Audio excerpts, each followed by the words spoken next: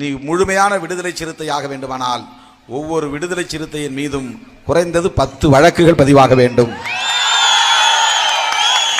Police case போட்டா சில பேர் பேக் அடிச்சுடுவாங்க, ஓடிடுவாங்க. அப்ப நீ உண்மையான விடுதலை சிறுத்தையா இருந்தா கேஸ் போட்டா போடட்டும், பயப்படாத.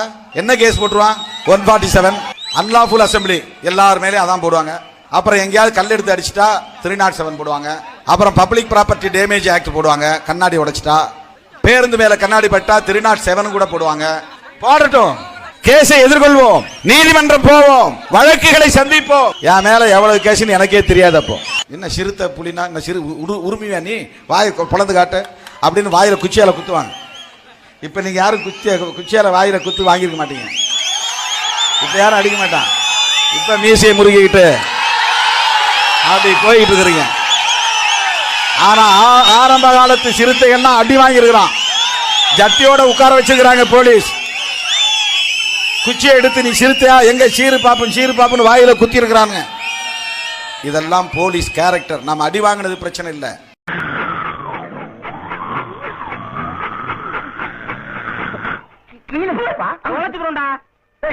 எங்க